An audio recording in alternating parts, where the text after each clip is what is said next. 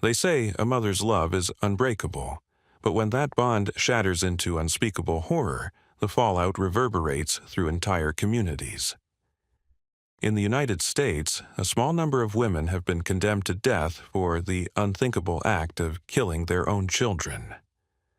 Tonight, we delve into each case with sorrow and unflinching honesty, tracing how these women went from caregiver to convicted murderer. Stay with us as we uncover the tragic details and the chilling paths that led them to face the ultimate sentence. 1. Janice June Freeman.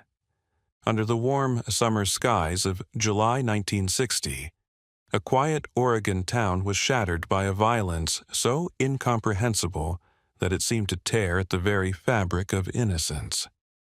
19-year-old Janice June Freeman was living with her partner, Gertrude Jackson, and Jackson's 2 children, Larry, age 8, and Martha, age 6. On a day that began like any other, the air between Freeman and Jackson crackled with tension. Whispered arguments, curt words exchanged in the cramped house. But what happened next defies logic.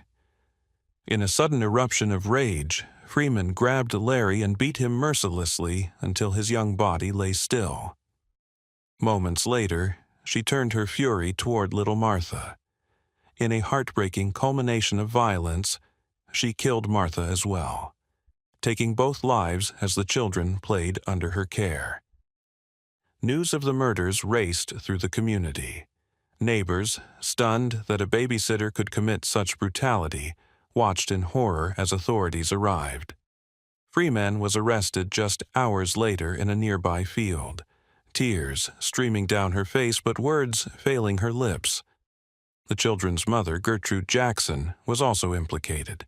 Though she did not personally strike the fatal blows, her complicity in allowing the crimes to occur drew charges as well. When Freeman stood before the judge, she was a young woman whose life had crumbled under accusations of unimaginable cruelty. During her trial, the courtroom atmosphere was heavy with grief. Larry and Martha's father, unable to hold back his sobs, read a victim impact statement that echoed through the wood-paneled room. Freeman's defense attorneys painted a picture of a troubled upbringing and mental health struggles. Yet, the prosecution argued that no explanation could justify the slaughter of 2 young, trusting children. In 1961, the jury convicted her of double homicide and sentenced her to death, the first time a woman had received capital punishment in Oregon's modern era. But justice, in its unpredictable ways, shifted again. In 1964, Oregon abolished the death penalty under a new law, and Governor Mark Hatfield commuted Freeman's sentence to life imprisonment. For 20 years, she lived behind prison walls, bearing the weight of her actions. In 1981, after petitions and appeals underscored her youth at the time of the crimes, she was released on parole, though never freed from the public's memory of that summer's horror. She lived quietly until her death in 2003 at age 62, leaving behind a legacy stained by unspeakable tragedy and a community forever marked by the innocent lives lost. 2. Christina Marie Riggs.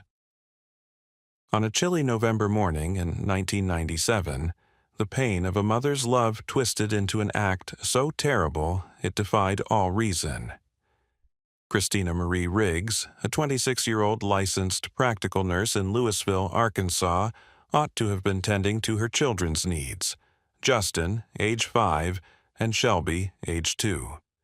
But on November 4th, Christina's anguish over mounting debts and personal struggles reached a breaking point. She began by injecting both Justin and Shelby with a deadly mixture of drugs, hoping that they would be spared prolonged suffering. When the injections failed to end their lives, she smothered them, cradling their small bodies in her arms as the final breaths slipped away. Witnesses describe a stunned Christina calling 911 in a shaky voice, confessing what she had done. Paramedics arrived to find the 2 children unresponsive on their own living room couch. She was taken into custody that same day. standing mute as the gravity of her actions became clear. Funeral services for Justin and Shelby brought friends, family, and neighbors together in mourning. Nobody could reconcile the gentle nurse they knew with the woman now accused of infanticide. Through pretrial hearings, psychiatrists evaluated Christina's mental state. Her history of postpartum depression, crippling financial stress, and fear that she could not care for her children. Yet the court determined that her actions were deliberate. On June 30th, 1998, a Lonoke County jury convicted her on 2 counts of capital murder. As sentencing arguments unfolded, prosecutors presented evidence of Christina's attempts to mask her actions, disposing of pill bottles and cleaning the crime scene, while her defense team painted a portrait of a mother overwhelmed by despair. The jury deliberated for hours before answering a single question: should she be put to death? In a chilling verdict, they answered yes. On May 2, 2000, Arkansas moved forward with her execution. On the day itself, Christina Riggs walked calmly into the death chamber at the Cummins unit, her blonde hair tied back and her face serene. She offered no last words except a tearful apology. "I'm sorry for what I've done. I take full responsibility," she whispered before the lethal injection took effect. In less than a minute, her life ended, the first execution of a woman in Arkansas since 1845. Yet the memory of Justin and Shelby lingers, 2 bright lives extinguished by the person entrusted to love and protect them. 3. Christy Michelle Scott. In the summer of 2008, developers often remark that a single spark can set an entire house ablaze. But when that spark is lit intentionally, fueled by greed and malice, the consequences can be unspeakable. On August 16th, Christy Michelle Scott, a 29-year-old mother and former daycare assistant in Russellville, Alabama, walked into her home with a sinister plan. She had purchased a $100,000 life insurance policy on her 6-year-old son, Mason, just hours earlier, claiming she needed to secure his future. An hour after the policy was finalized, Christy set gasoline scattered in the living room aflame. Flames roared as Mason, trapped inside, perished in the fire that consumed his home. Neighbors called 911 when they spotted smoke billowing from Scott's house. Firefighters arrived to find Christy standing outside, unharmed but holding a pack of matches. Within minutes, Mason's lifeless body was pulled from the rubble. Investigators quickly suspected foul play when they noted accelerant patterns inconsistent with an accidental fire. Christy was arrested that evening, her cool demeanor replaced by mounting panic as detectives pressed her for details. Over the next days, they uncovered her motive: the lucrative life insurance payout that she alone would collect upon her son's death. In a courtroom packed with sobbing relatives and horrified onlookers, prosecutors presented the life insurance policy as chilling evidence of premeditation. Friends described how Christy had struggled financially, drowning in debt even as she pretended to be a loving mother on social media. The crime scene reconstruction left no doubt. Mason could not have escaped the flames that his own mother ignited. On August 5, 2009, a Franklin County jury convicted Scott of capital murder and arson. During the sentencing phase, they weighed her past mental health issues against the cold, calculated nature of her actions. Ultimately, the jury recommended death. Since her sentencing, Christy Michelle Scott has remained on Alabama's death row at Julia Tutwiler Prison for Women. Her appeals have argued ineffective counsel and mental illness, but Alabama courts have refused to overturn her sentence. As years pass, Scott's quiet presence behind bars contrasts sharply with the blaze she set. The memory of Mason lingers in Russellville, a 6-year-old boy whose life was stolen by the person who should have been his protector. 4th, Melissa Lucio. The glare of the courtroom lights in a South Texas county seat can be unforgiving, but the glare that fell on Melissa Lucio felt like something even harsher, a spotlight that revealed every flaw, every misstep, every whisper of rumor in her small border town. In February 2007, when 2-year-old Mariah Lucio was rushed to the hospital with severe head trauma, suspicion quickly fell on her mother, 47-year-old Melissa. By that night, Mariah was dead. Authorities charged Melissa with capital murder, alleging a brutal shaking and beating that led to Mariah's fatal injuries. Community members remember Melissa as a devoted mother of many children, juggling jobs at a shrimp processing plant, working odd hours, and taking care of her teenage son with special needs. But the prosecution painted a different portrait, a mother overwhelmed, resentful, and capable of shaking her toddler in a fit of anger. During her 2008 trial in Cameron County, medical experts testified that Mariah's injuries matched those of cranial shaking, subdural hematomas, retinal hemorrhages, and brain swelling. Melissa testified that her daughter slipped and fell multiple times, but prosecutors countered that the injuries were too severe for accidental falls. As the trial unfolded, rumors swirled that Melissa had a history of causing harm to children under her care. A shaken 3-year-old nephew who suffered a concussion months earlier, a young niece with bruises allegedly inflicted by Melissa. Though family members disputed these claims, the prosecution used them to build a narrative of a woman whose temperament and stress had spilled into violence. After deliberating, the jury found her guilty and sentenced her to death. As the verdict was read, Melissa's shoulders slumped and tears streamed down her cheeks. Over the years, Melissa Lucio's case has become emblematic of the controversies surrounding capital punishment, especially for women accused of harming their children.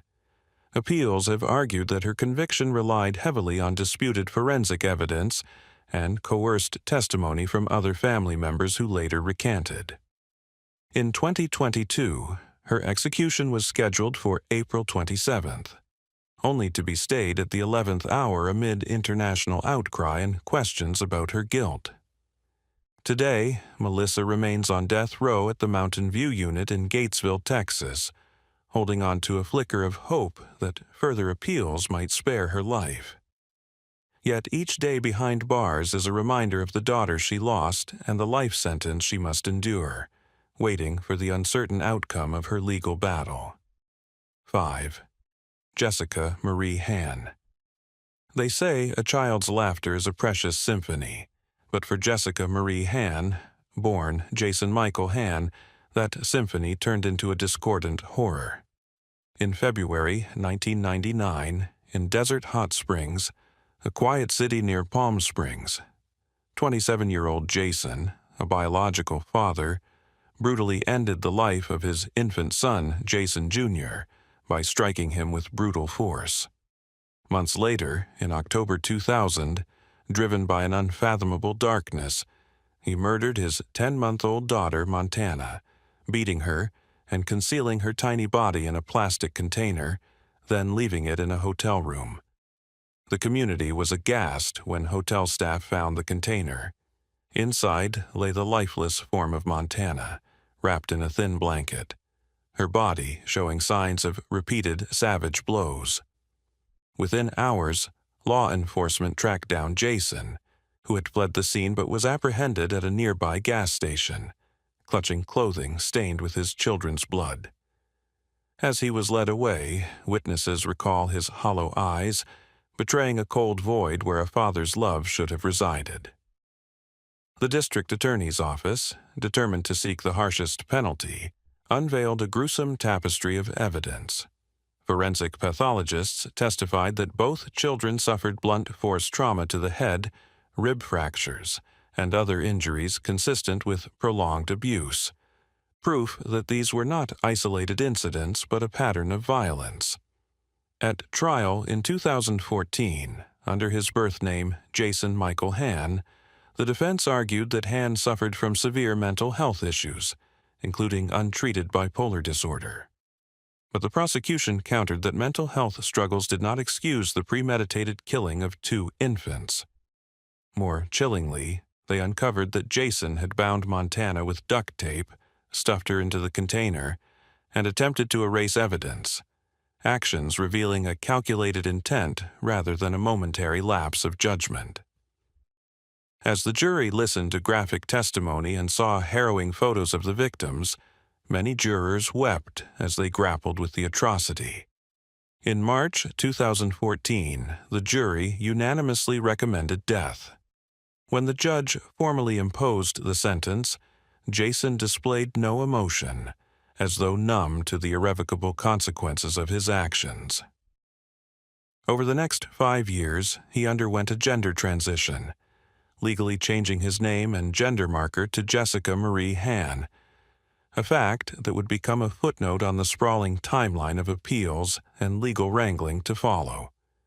While advocates raised questions about whether her mental health was adequately considered during sentencing, California's Supreme Court upheld the death sentence in 2018. As of today, Jessica remains on death row at Central California Women's Facility, each day an echo of the cries silenced by her hands. 6th, Belinda Lucille Mcana. The case of Belinda Lucille Mcana is etched in horror for anyone who hears it. In May 2009, 19-year-old Belinda, a girl barely into womanhood, entrusted with the care of her 2-year-old son Malachi, turned parental responsibility into unthinkable brutality. Over weeks, Malachi endured scalding burns to his torso, arms, and legs, each burn more severe than the last, while Belinda inflicted repeated beatings that left his body battered and broken. On May 17th, when Malachi was found unresponsive, his injuries were so extensive that doctors determined there was no chance of survival. He died 5 days later from septic shock. When Child Protective Services were alerted, investigators arrived to find Malachi's small frame caked in feces and festering wounds. A hospital examination revealed burns in various stages of healing, skull fractures, and multiple contusions, a brutal testament to prolonged abuse. Belinda, claiming ignorance, insisted her son had been injured accidentally, perhaps falling against a hot stove or slipping into a bathtub of scalding water. But forensic experts painstakingly reconstructed the events through burn patterns and fracture analysis, concluding that Malachi's wounds could only have resulted from deliberate immersion in scalding water and violent blows. During her January 2015 trial, the courtroom was suffused with sorrow. Malachi's father, barely keeping his composure, described the agony of watching his son slip in and out of consciousness in the hospital. Neighbors testified that Belinda rarely left Malachi alone, yet no one noticed his anguish until it was too late. The prosecution argued that Belinda had killed her son to end his suffering only after subjecting him to weeks of torture. In contrast, the defense contended that Belinda's unstable upbringing, she herself had endured foster care and neglect, led to an inability to properly care for a child, though they acknowledged this did not excuse her actions. On January 23, 2015, a jury found Belinda guilty of first-degree murder of a child. During the sentencing phase, graphic photographs of Malachi's injuries were displayed, leaving jurors visibly shaken. Belinda's attorneys argued for life without parole, citing mitigating factors such as her age and troubled past. The jury, however, saw no reason to spare her, unanimously recommending death. When the judge imposed the death sentence later that month, Belinda's face registered shock, perhaps the same shock she'd displayed when first confronted with her son's mutilated body. Today, she remains on death row at Central California Women's Facility, the memory of Malachi's suffering a haunting reminder of a child's life cut short by the very person who should have protected him. 7th, Lisa Leanne Graham.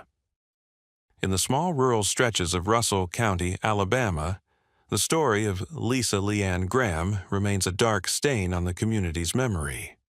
On May 5, 2006, 23-year-old Lisa conspired to end her 8-year-old daughter, Casey Marie, George's life, an act so cold and premeditated that it still echoes with shock. Lisa, remarried and living on the outskirts of town, had taken out a $200,000 life insurance policy on Casey, claiming that the funds would secure Casey's education and future. But behind closed doors, her intentions were far more sinister. One evening, Lisa loaded Casey into the family car under the guise of a mother-daughter outing. Instead of heading to the local grocery store as promised, they drove to a secluded dirt road in rural Alabama. There, in the oppressive hush of the night, Lisa's accomplice, a neighbor she'd convinced to help, stepped from behind a tree and shot Casey in the head. When word of Casey's disappearance spread the next morning, neighbors joined in a frantic search, only to discover the girl's lifeless body lying by the side of the road. Her once bright eyes stared blankly at the sky, and the single bullet wound screamed of a betrayal no child could fathom. As investigators pieced together the timeline, they discovered the life insurance policy and the phone records linking Lisa and her accomplice. Within days, both were arrested. Lisa remained eerily calm in custody, insisting she loved her daughter but could not continue living with the financial burden she represented. At trial in 2007, the prosecution laid bare Lisa's chilling plan. She had chosen a remote location, purchased the weapon used in the killing, and orchestrated the entire murder, all for the insurance payout. Witnesses described Lisa's uncharacteristically quiet demeanor in the days leading up to the crime, noting how she had stayed home from church, distracted and distant. During cross-examination, Lisa's face remained impassive, as evidence and testimony stacked against her, portraying a mother who chose greed over her child's life. On July 5, 2007, the jury convicted Lisa of capital murder. As the sentencing phase unfolded, the judge allowed the jury to hear victim impact statements. Casey's younger siblings wept openly, and her father's anguished sobs echoed through the courtroom. When deliberations ended, the jury recommended death based on the heinous nature of the crime, murder for profit. Lisa received a formal death sentence that day, her expression blank as the verdict settled in. Today, she sits on death row at Julia Tutwiler Prison for Women. In Russell County, Casey's memory endures as a symbol of innocence destroyed by a mother's betrayal. 8th Heather Leavell Keaton. The bitter autumn of 2010 brought a tragedy to Mobile, Alabama, that still sends shivers through those who remember it. In March and June of that year, 31-year-old Heather Leavell Keaton, living with her common-law husband and his 2 young children, 3-year-old Chase DeBlaise and 4-year-old Natalie DeBlase, decided she would end their lives. Heather had struggled with financial difficulties, emotional instability, and claims of abuse at home. Whether driven by desperation, rage, or a fractured mind, her actions were nothing short of horrific. On March 13th, Heather mixed antifreeze into Chase's juice, watching as the toddler sipped the poisonous liquid. Within hours, Chase's tiny body seized in convulsions, and he slipped into a coma. Furious and panicked, Heather refused to take him to a doctor until it was too late. Chase died days later from acute kidney failure. No one in the family suspected Heather's involvement until a doctor, alerted by the unusual chemistry in Chase's blood, informed Child Protective Services that this was no accidental poisoning.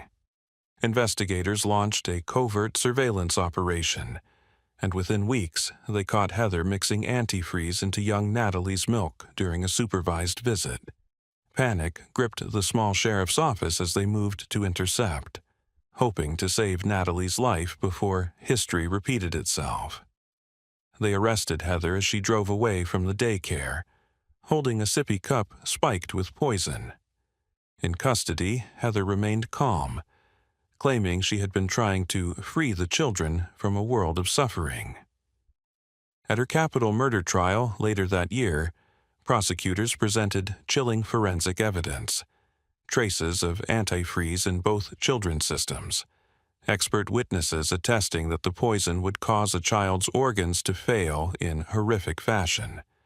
They also revealed Heather's digital footprint, searches on how to kill children, discussions in online forums about ending suffering, painting a portrait of a woman who had planned the murders. Heather's defense attorneys argued her troubled mental state, citing depression and alleged abuse by her partner. Yet, the jury concluded that her actions were too calculated to be dismissed as temporary insanity. On December 1, 2010, Heather was found guilty of 2 counts of capital murder.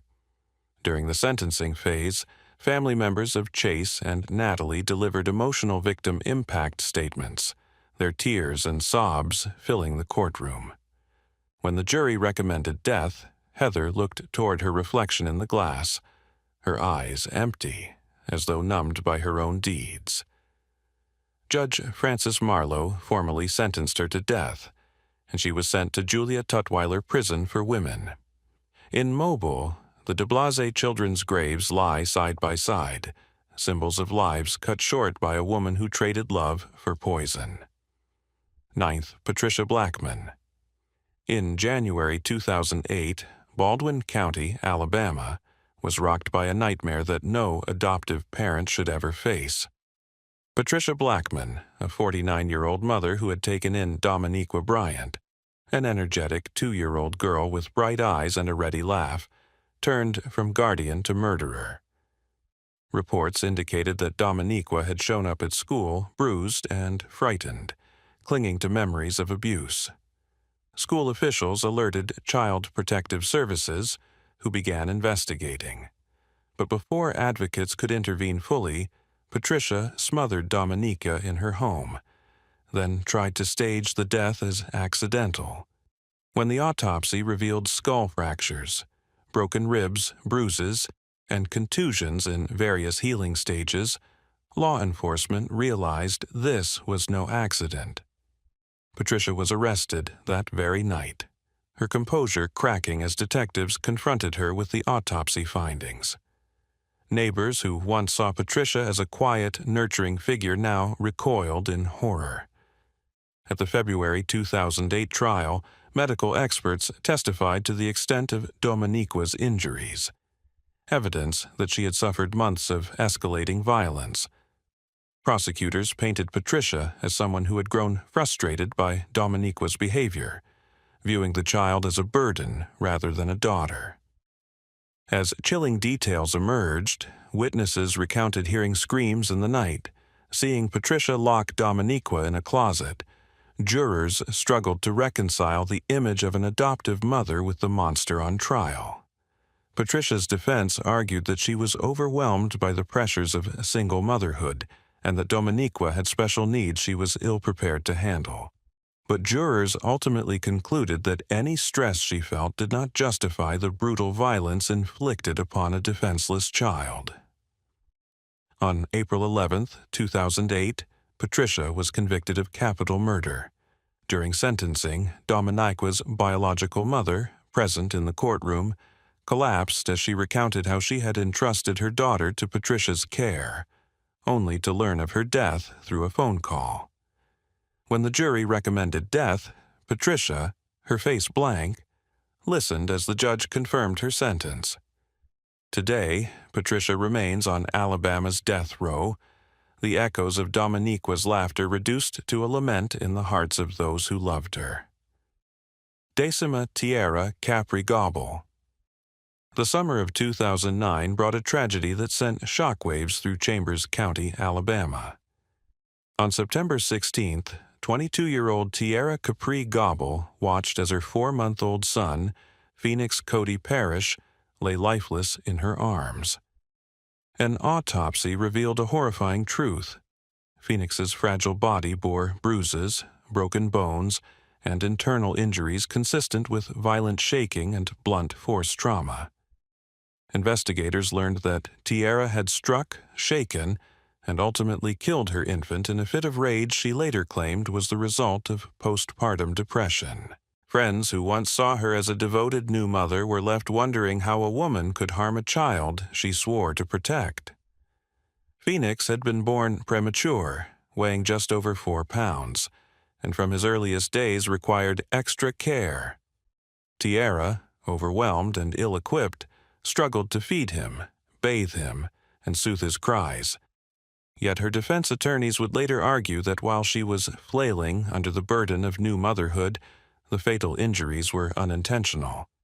A tragic accident blown out of proportion. Prosecutors dismantled that argument with somber evidence.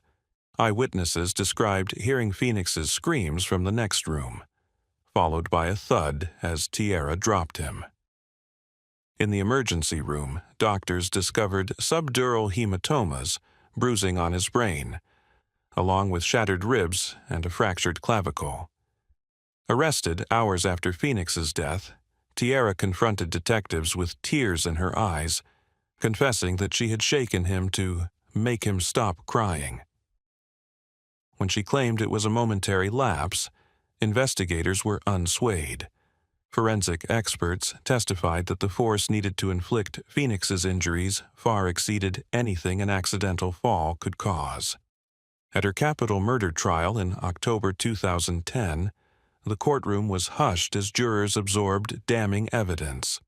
Photo after photo of Phoenix's battered body, testimony from pediatric specialists, and recordings of Tiara's anguished confession. Emotion ran high as family members of Phoenix, present in the gallery, grappled with grief and disbelief. After deliberating, jurors found Tiara guilty of capital murder. Under Alabama law, killing a child under the age of 14 is an aggravating factor warranting a death sentence. In December 2010, the jury recommended death, and the judge formalized the sentence that same month. Since then, Tiara has been housed on death row at Julia Tutwiler Prison for Women. Each day, she petitions for a reprieve, pointing to her remorse and psychological evaluations, documenting severe depression and anxiety. Yet the state stands firm. The life of a child lost under her care cannot be undone. In Chambers County, Phoenix's grave remains a silent testament to a baby whose life was extinguished by the very person meant to keep him safe. 11. Robin Lee Rowe. Long before the rise of modern forensic techniques, the case of Robin Lee Rowe in Boise, Idaho, laid bare a chilling example of familial betrayal. In July 1992, 41-year-old Robin, a devout churchgoer on the surface, lured her husband Michael and their 2 young children, ages 3 and 6, into a trap that would end all 3 lives. She doused her family's home in gasoline under the guise of cleaning and lighting candles for a small ceremony. Then, in the dead of night, she set the blaze intentionally, locking the front door behind her to prevent any escape. The firestorm that consumed the house left no room for mercy. When firefighters finally broke through the inferno, they discovered Michael and the children's charred remains. Neighbors who had once waved to Robin now recoiled at the news. As detectives sifted through the ashes, they uncovered journals revealing that Robin had been having an affair, resenting her children as obstacles to her newfound freedom and financial independence. Worse still, she had taken out multiple life insurance policies on her husband and children, policies that would pay out to her once they were dead. Arrested in Las Vegas days after the fire, where she had checked into a hotel under a false name, Robin confessed to setting the fire but claimed she hadn't intended to kill her family, only to scare Michael into ending their marriage. Investigators were unmoved. At trial in 1993, prosecutors presented overwhelming evidence: burn patterns consistent with a deliberate arson, insurance records showing Robin as beneficiary, and handwritten notes detailing her plans to rid herself of both marriage and children. She took the stand, tearfully insisting her actions were born of desperation, not malice. But jurors saw through her facade. As testimony detailed the children's last moments, smoke inhalation, the frantic escape attempts, grief consumed the courtroom. On August 13, 1993, Robin was convicted of 3 counts of first-degree murder. During sentencing, the judge allowed families of the victims to speak. Michael's father collapsed as he recounted his grandson's fear-filled screams. The jury recommended the death penalty, and Robin's cold stare as the sentence was read suggested a broken spirit behind her once resolute exterior. Since then, Robin has remained on Idaho's death row at the Idaho State Correctional Institution, her execution date perpetually pending. Her case, now 3 decades old, remains one of the rare instances in Idaho's history of a woman facing the ultimate punishment. In Boise, the remains of that family home were torn down years ago, but neighbors say they can still feel a chill when passing the empty lot. 12th, Tiffany Moss. In May 2013, Georgia's Coffee County was shaken by the horrific story of Tiffany Moss, a 34-year-old who transformed an innocent child into a victim of unspeakable cruelty. Her 10-year-old stepdaughter, Mcana Moss, arrived at the home of Tiffany's mother, where Tiffany was living, with wounds so severe that nurses at the local children's hospital gasped. Mcana had been starved for weeks, her emaciated body riddled with bruises, burns, and lacerations. For months, she had begged for scraps of food, locked away in a dark closet, forced to sleep on a filthy mattress in her own filth.